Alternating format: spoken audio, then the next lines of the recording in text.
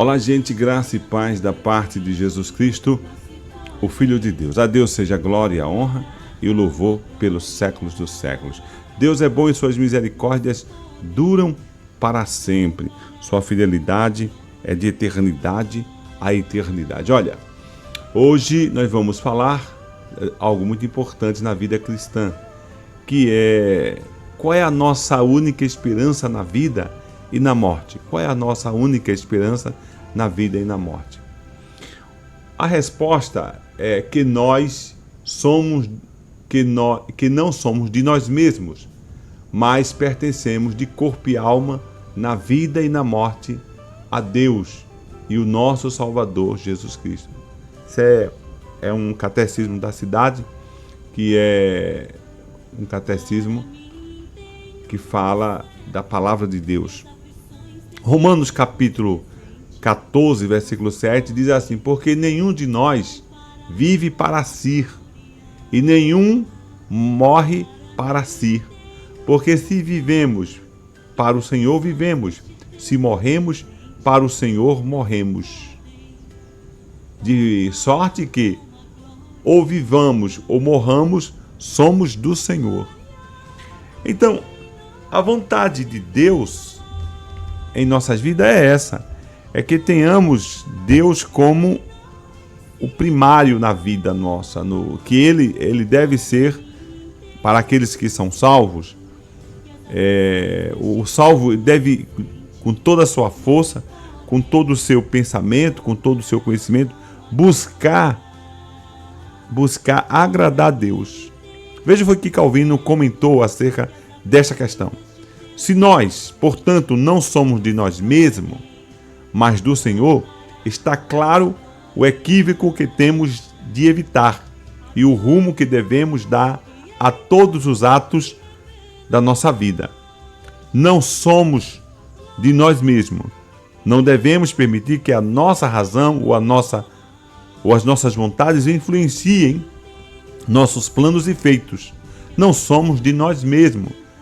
Não devemos colocar isso com alvo para buscar o que nos é mais convincente ou conveniente. Não somos de nós mesmos. Tanto quanto possível, devemos nos esquecer de nós mesmos e de tudo que é nosso. Por outro lado,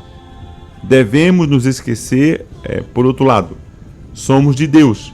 Portanto, devemos viver e morrer por Ele. Somos de Deus, que é a sua sabedoria, ou seja, a sabedoria de Deus, a vontade de Deus, portanto, governe todos os nossos atos. Somos de Deus, assim que todas as áreas da nossa vida lutem por Ele como nosso único alvo legítimo. Ó, quanto esse homem tem proveito se ao aprender que não pertence a si mesmo, retire o domínio e o governo da sua própria razão para entregá-los totalmente a Deus. Pois consultar nosso interesse egoísta é a parte que leva mais efetivamente à nossa destruição, de modo que o único abrigo da salvação está em reconhecer que nada sabemos e nada queremos para nós mesmos, mas tão somente seguir o caminho de nosso Senhor.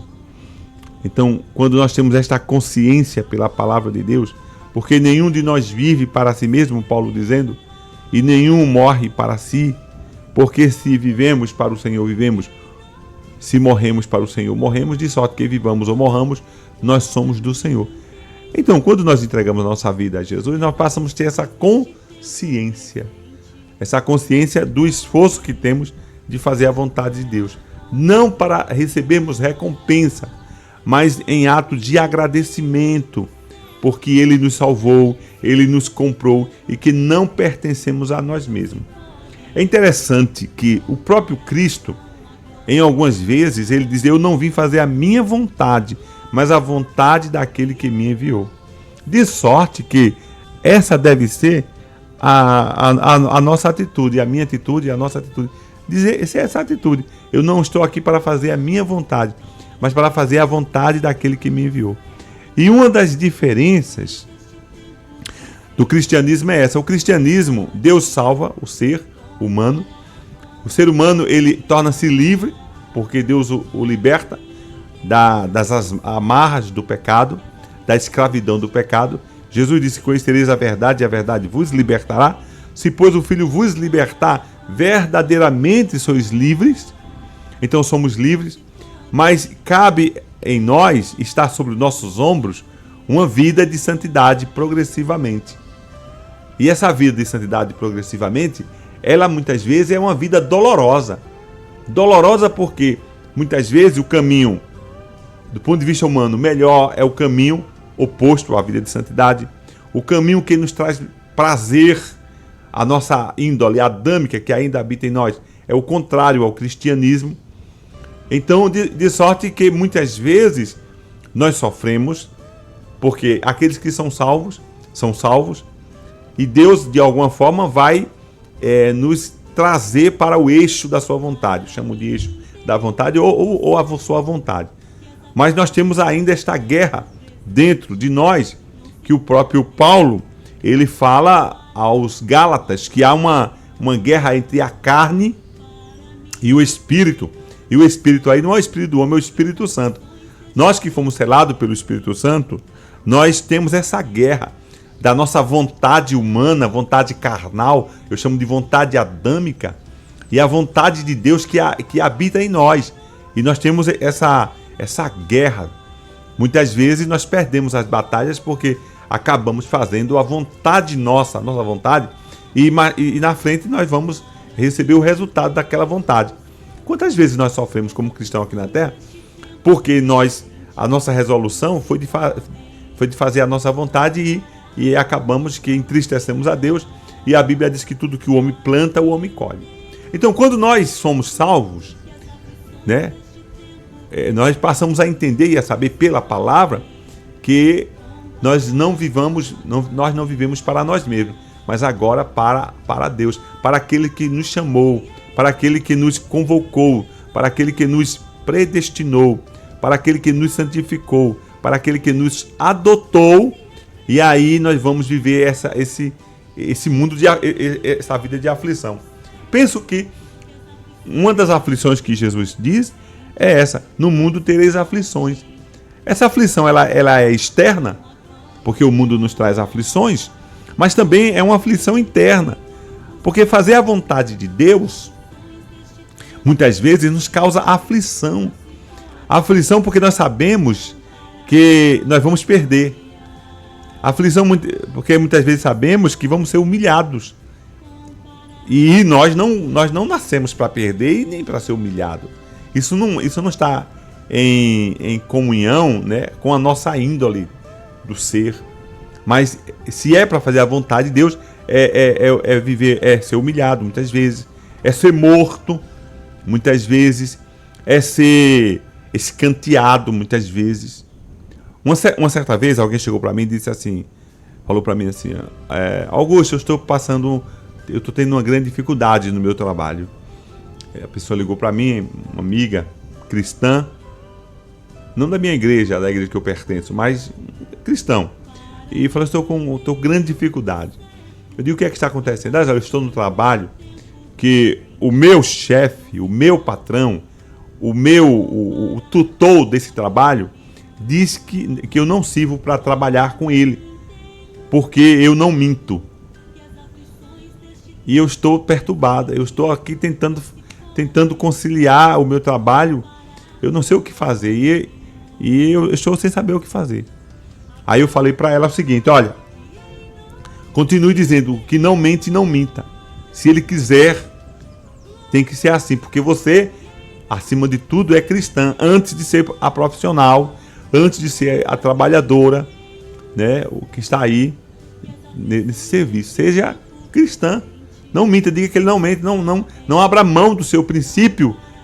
E ela atendeu a nossa palavra. E aí, por ser um emprego estatal, essa pessoa chegou e disse assim: você não serve para trabalhar comigo, e colocou essa pessoa em um local um local sem assim, não é que sem serventia, mas um local desprestigiado em comparação àquele local que essa pessoa estava trabalhando. Isso acontece muito nas estatais. Lamentavelmente, todos nós sabemos dessas coisas que acontecem. E aí, tá bom. Ela foi para um local lá, um canto lá que não tinha muita expressão que ele se livrou dela, essa pessoa. E ela ficou lá. Aí quando foi uma certa vez, ela me falou: eu estou trabalhando em um local X agora, porque eu não posso trabalhar nesse local porque eu tenho que ter relacionamento com as pessoas, eu tinha que falar a verdade. Aí, quando foi um certo dia, ela ligou para mim, ela falou assim: olha, ele mandou me chamar e agora eu estou trabalhando porque ele precisava de uma pessoa que fosse honesta, que falasse a verdade, não mais do que a verdade. E ela foi e ele chamou para ela trabalhar lá no local que ele muito precisava, porque ele precisava de uma pessoa que falasse a verdade, que não mentisse.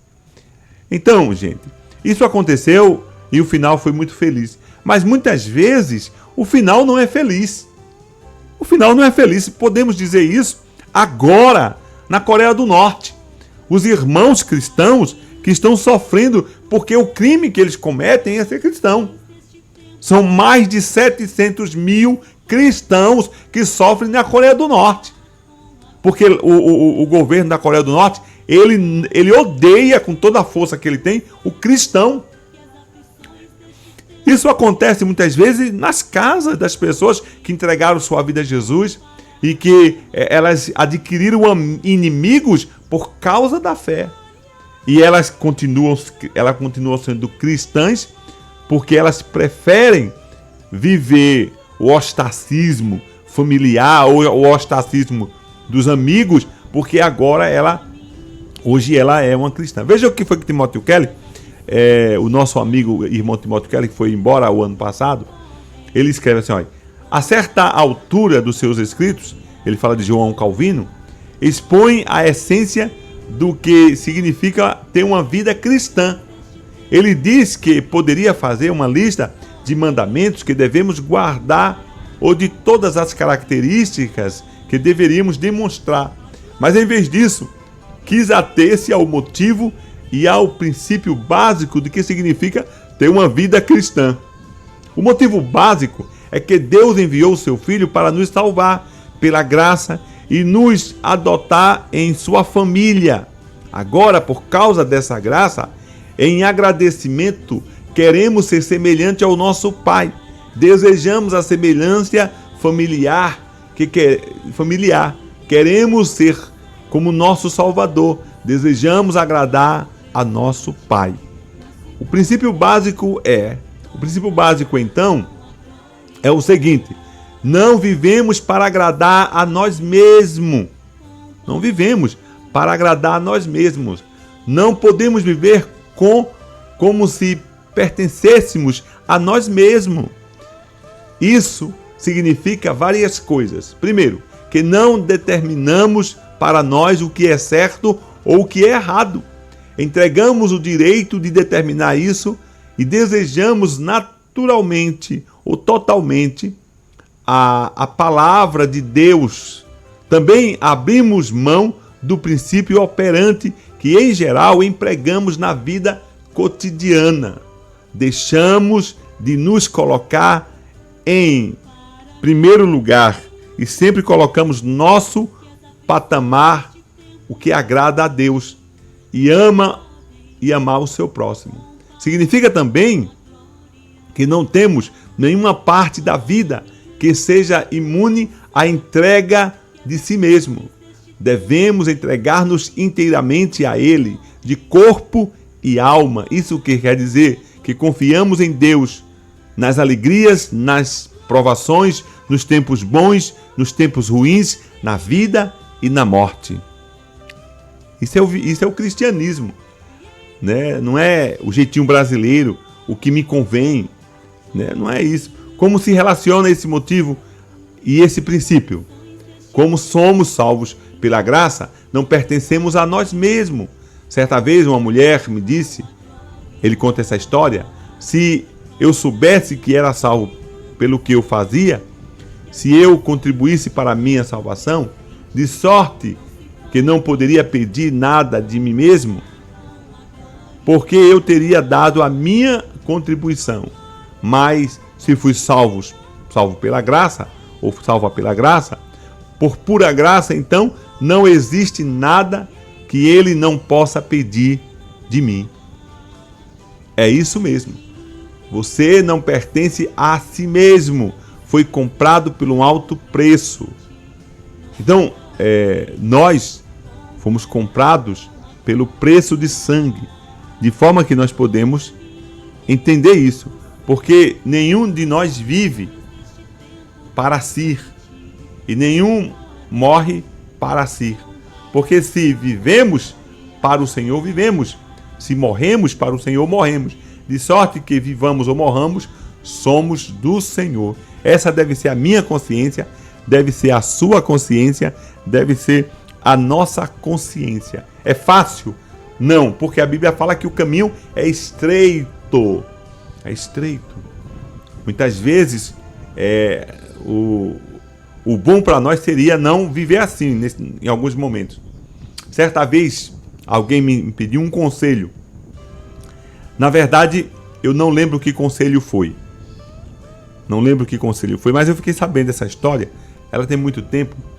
Uma ovelha me pediu um conselho. E eu dei o conselho a ela segundo as Escrituras Sagradas. Eu dei o conselho a ela. E ela atendeu o conselho que eu a dei. Mas ela não foi beneficiada pelo conselho. E ela reclamou a alguém que eu tinha dado esse conselho. E se soubesse que seria assim, ela não faria. Na época eu sabia do conselho e eu falei para a pessoa: eu dei esse conselho, tornaria a dar esse mesmo conselho em todo o tempo, porque não é para nós, não é para que o que façamos venha necessariamente nos beneficiar naquele momento, naquela hora. Não, o que devemos fazer é glorificar Deus. E ponto final. A razão é essa. E eu gosto de citar, quando eu trato desse assunto, eu gosto de citar Sadraque, Mesaque e Abednego. Aí o rei Nabucodonosor diz assim: eu quero ver qual Deus vai livrar vocês das minhas mãos. Aí eles falaram bem assim: ó rei, se ele quiser nos livrar, não, quanto a isso, nós não vamos conversar. É tipo assim, ó, isso não nos diz respeito. Quanto a isso, não se preocupe. Nós não vamos conversar. Porque se Deus quiser nos livrar da fornalha que arde com fogo, ele nos livrará. Mas se ele não quiser, ele não nos livrará. Mas ó rei, eu quero que o senhor saiba, ou queremos que o senhor saiba de uma coisa: nós não nos prostraremos diante dessa imagem. A questão é essa. Aí Deus, na sua eterna graça, misericórdia, que eu creio que eles não sabiam que Deus ia livrá-los, porque o texto não diz que eles sabiam. Naquela hora eles não sabiam que Deus ia livrá-los. E Deus os livra. Só que a Bíblia diz que muitos irmãos foram também jogados em outras épocas. Está lá no livro de Hebreus, capítulo 11. Muitos irmãos foram lançados nas covas dos leões e foram partidos no meio. Porque essa era a razão. E eles morreram, dos quais a Bíblia diz que o mundo não tem dignidade de tê-los. Agora Deus livrou o Daniel das covas dos leões. Acontece que Deus livrou Daniel da cova dos leões, não era porque Daniel era melhor do que alguém, era mais crente do que outros. Não. Deus livrou Sadraque, Mesaque da fornalha, não era porque Sadraque, Mesaque e Abednego eram especiais. E os outros que Deus não os livrou não eram especiais. Não, Deus livrou porque Deus quis livrá-los. Essa é a questão. Então, assim deve ser a nossa vida. Assim deve ser a nossa vida. Nós devemos viver para Deus. O que Ele vai fazer conosco, né? O que Ele vai fazer conosco, como Ele vai responder, isso não nos diz respeito. O que nos diz respeito é sermos fiéis a Ele, porque somos dele. Que vivamos ou morramos, somos do Senhor. Estamos aqui para fazer a sua vontade, não para sermos retribuídos ou para comprarmos a salvação. Não, mas porque fomos salvos, porque fomos comprados, porque fomos transportados, eu gosto desse texto, transportado do reino das trevas para o Filho do seu amor. E por causa de Cristo, nós estamos a dar até a vida, por causa de nosso Senhor e Salvador Jesus Cristo. Lembre-se do que Cristo falou, que é o exemplo supremo, sublime, o ápice do exemplo. Não vim fazer a minha vontade, mas a vontade daquele que me enviou. Da mesma forma, se nós somos cristãos e o seguimos, devemos dizer: eu não estou aqui para fazer a minha vontade, mas a vontade daquele que me enviou. E olha, quantos cristãos hoje estão sofrendo porque preferiram fazer a sua própria vontade? Quantos casamentos foram desfeitos porque as pessoas, os cônjuges, preferiram fazer a sua vontade? E inclusive isso é moda, né? A pessoa casa com a mulher da sua mocidade, aí ela vai ficando velha, ou ele vai ficando velho. Isso acontece mais com os homens, né? Eu sou profeta e tenho que dizer a verdade. Aí ele já não acha graça mais na esposa da sua mocidade, na mulher da sua mocidade, e vai e troca por uma mais nova. A carne palpita, né? A carne lateja. Mas nós não estamos aqui para fazer a nossa vontade, não. Estamos para fazer a vontade de Deus. A questão é essa. Muitas vezes a nossa vontade é má, mas e a carne lateja, porque estamos num corpo de humilhação e que esta carne não gosta de Deus, mas nós esmurramos a nossa carne, o nosso eu, a nossa índole, para que o nome do Senhor seja glorificado. Até uma outra oportunidade, se assim Deus nos permitir, na santa pessoa de nosso Senhor e Salvador Jesus Cristo. Nós somos da Igreja Presbiteriana de Estância, que fica na rua Gumecindo Bessa, 124. Os cultos são dia de quinta-feira, às 19 horas, aos domingos, às 9 horas da manhã e às 18 horas e 30 minutos. Você e todos os seus são nossos convidados especiais para o louvor da glória do nome do Senhor. Amém.